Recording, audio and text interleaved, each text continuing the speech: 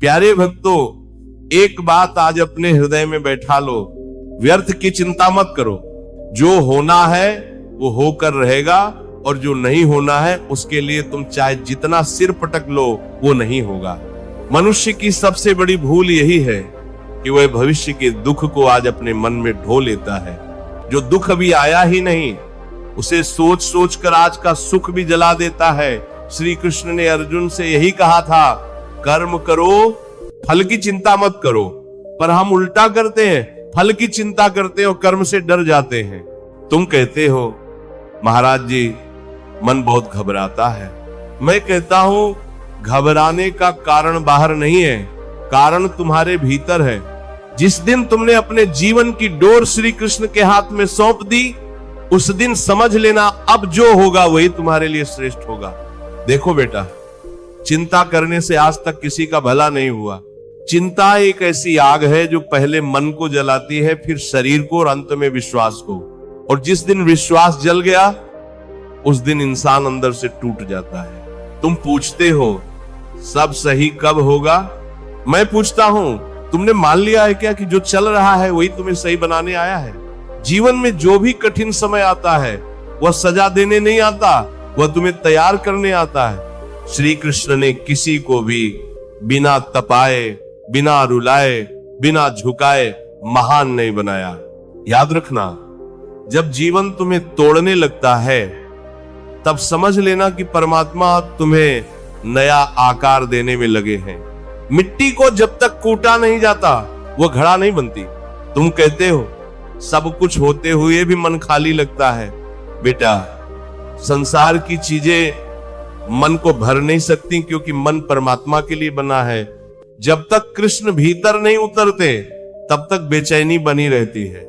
आज का मनुष्य बाहर बहुत कुछ इकट्ठा कर रहा है, पैसा, नाम, पहचान, लेकिन भीतर से वह रोज गरीब होता जा रहा है।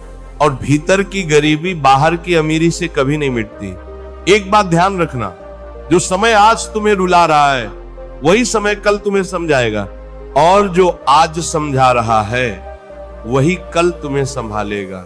कभी कभी भगवान जानबूझकर रास्ता बंद कर देते हैं ताकि तुम गलत दरवाजे से अंदर न चले जाओ। तुम उसे दुर्भाग्य समझते हो, पर वह सबसे बड़ी कृपा होती है। जब सब कुछ छिनता हुआ लगे तब घबराना मत। श्री कृष्ण जब छीनते हैं तब खाली करने के लिए नहीं, भरने के लिए छीनते हैं। पर जो भरना है वह सांसारिक नहीं, आध्यात्मिक होता है।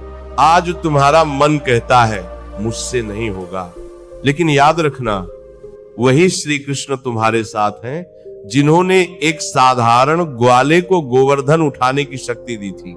तुम अकेले नहीं हो, बस तुम्हें यह याद नहीं कि तुम अकेले नहीं हो। जिस दिन तुमने अपनी समस्या से बड़ी अपनी श्रद्धा बना ली, उस दिन समस्या अपने आप छोटी हो जाएगी। पर हम समस्या को बड़ा बनाते हैं और भगवान को छोटा कर देते हैं। मन का स्वभाव है भटकना और भगवान का स्वभाव है संभालना। तुम्हारा काम है पुकारना, उनका काम है बचाना।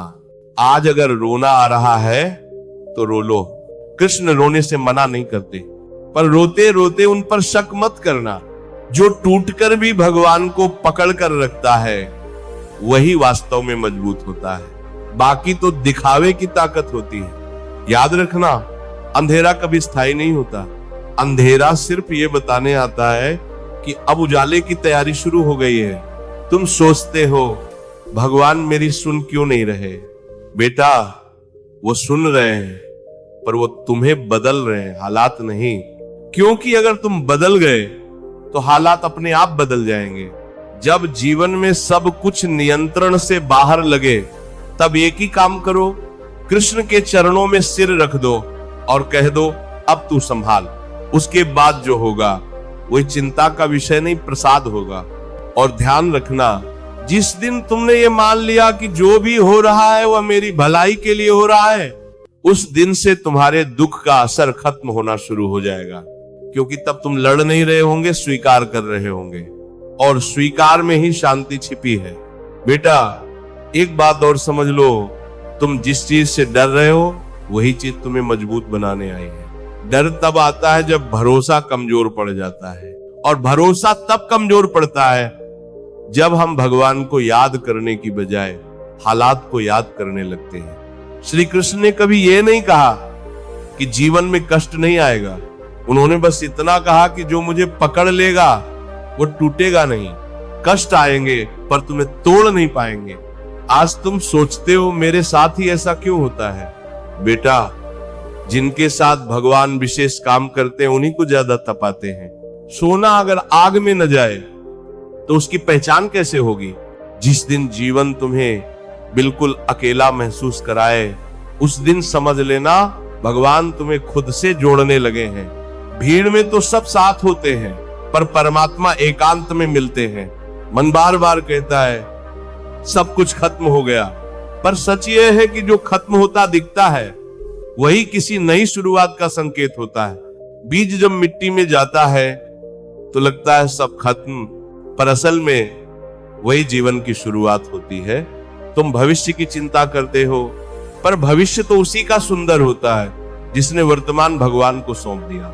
जो आज को संभाल ले, भगवान कल खुद संभाल लेते हैं। कभी कभी तुम सही होते हो फिर भी हारते हो, क्योंकि जीत तुम्हारे अहंकार की नहीं, तुम्हारी आत्मा की तैयारी होती है। और आत्मा तब तैयार होती है जब इंसान झुकना सीखता है। आज अगर कोई तुम्हें समझ नहीं पा रहा तो दुख मत करना, भगवान तुम्हें समझ रहे हैं और वही काफी है। जिस दिन तुम दूसरों से उम्मीद छोड़कर भगवान से जुड़ जाओगे, उस दिन तुम्हारा मन हल्का हो जाएगा, क्योंकि इंसान वादा करता है भगवान भरोसा। तुम्हें लगता है तुम्हारी प्रार्थना कमजोर है, पर बेटा, टूटी आवाज में निकली पुकार सीधी भगवान के हृदय तक जाती है। धैर्य रखो, धैर्य कमजोरी नहीं, सबसे बड़ी शक्ति है। जो रुक सकता है वही सही समय पर उड़ सकता है। अगर आज जीवन तुम्हें रोक रहा है तो समझ लेना भगवान तुम्हें गलत रास्ते से बचा रहे हैं। हर देरी इनकार नहीं होती, कभी कभी देरी ही सबसे बड़ी सुरक्षा होती है। तुम बार बार पीछे मुड़कर देखते हो, पर भगवान तुम्हें आगे ले जाना चाहते हैं। जो छूट गया उसे पकड़कर मत बैठो, जो आ रहा है वो उससे कहीं बेहतर है। आज मन में सवाल बहुत हैं, पर जवाब समय देगा, और समय भगवान का ही रूप है। जब तक सांस चल रही है तब तक भगवान ने तुम्हें छोड़ा नहीं है, और जिस दिन उन्होंने बुलाया उस दिन भी अकेला नहीं जाने देंगे। इसलिए चिंता मत करो, जो तुम्हारे बस में है वह करो, और जो तुम्हारे बस में नहीं है उसे पूरे विश्वास के साथ श्री कृष्ण को सौंप दो। क्योंकि जिस घर में कृष्ण होते हैं वहां चिंता टिक नहीं पाती, और जब ये बात मन में उतरने लगे तो फिर जीवन को एक नए दृष्टिकोण से देखना शुरू करना। और बेटा, एक बात गहराई से समझ लेना, मनुष्य सबसे ज्यादा दुख तब पाता है जब वह समय से पहले सब कुछ समझ लेना चाहता है। भगवान कभी भी पूरा चित्र एक साथ नहीं दिखाते, वो बस अगला कदम दिखाते हैं ताकि विश्वास बना रहे। अगर आज तुम्हें लग रहा है कि रास्ता साफ नहीं है, तो इसका मतलब ये नहीं कि रास्ता है ही नहीं। अंधेरे में दीपक दूर से नहीं दिखता, पर एक कदम चलो, रोशनी अपने आप पास आ जाएगी। तुम बार बार कहते हो मेरे कर्म ही खराब होंगे। बेटा, अगर कर्म ही सब कुछ होते तो भगवान की कृपा का क्या अर्थ होता? कर्म दिशा देते हैं पर कृपा गति बदल देती है। जिस दिन तुमने अपने बीते हुए कल को माफ कर दिया, उस दिन तुम्हारा भविष्य हल्का हो जाएगा। भगवान अतीत नहीं देखते, वो तो ये देखते हैं कि आज तुम्हारा मन कहाँ खड़ा है। तुम्हें लगता है कि लोग तुम्हें भूल गए हैं, पर भगवान कभी नहीं भूलते। दुनिया पहचान से साथ चलती है, पर परमात्मा निष्ठा से। अगर आज जीवन तुम्हें चुप करवा रहा है तो समझ लेना भगवान तुम्हें सुनना सिखा रहे हैं। क्योंकि जब इंसान बोलता है तो खुद की सुनता है, और जब चुप होता है तो भगवान की। कभी कभी सब कुछ सह लेना ही सबसे बड़ा उत्तर होता है। हर बात का जवाब शब्दों में देना जरूरी नहीं। श्री कृष्ण ने भी कई बार मौन रखा, और वही मौन सबसे बड़ा उपदेश बन गया। तुम सोचते हो मैं इतना प्रयास कर रहा हूं फिर भी परिणाम क्यों नहीं दिख रहा? बेटा, बीज को जमीन में डाले बिना कोई फसल नहीं देखी जाती, और जमीन के नीचे की मेहनत ऊपर से दिखाई नहीं देती। आज अगर मन भारी है तो इसका मतलब ये नहीं कि भगवान दूर है। कभी कभी वो इतने पास होते हैं कि तुम्हें सांस लेने की भी ताकत वही दे रहे होते हैं। तुम्हें डर लगता है कि कहीं सब गलत ना हो जाए, पर जिसने तुम्हें यहां तक पहुंचाया है वो आगे भी संभालेगा। बीच रास्ते छोड़ देना भगवान का स्वभाव नहीं। जब मन बहुत अशांत हो जाए तो बस एक नाम ले लेना, कृष्ण। कोई मंत्र नहीं, कोई विधि नहीं, बस पुकार, क्योंकि प्रेम से लिया गया नाम किसी भी नियम से बड़ा होता है। तुम्हें लगता है कि तुम्हारी कहानी कमजोर है, पर याद रखना भगवान साधारण कहानियों को ही असाधारण अंत देते हैं। अगर आज जीवन तुम्हें झुका रहा है तो ये अपमान नहीं है।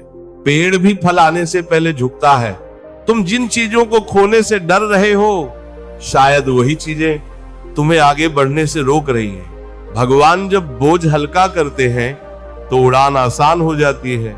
आज अगर रास्ता अकेला लग रहा है तो इसका मतलब ये नहीं कि तुम गलत हो। सही रास्ते अक्सर भीड़ से अलग होते हैं। और याद रखना बेटा, जब मन पूरी तरह थक जाए, जब कोई उपाय न सूझे, जब कुछ भी समझ ना आए, तब भी एक बात मत छोड़ना, विश्वास। क्योंकि विश्वास वह दीपक है जो सबसे गहरे अंधेरे में भी बुझता नहीं। और इसी विश्वास के साथ आगे के कदम अपने आप खुलने लगते हैं।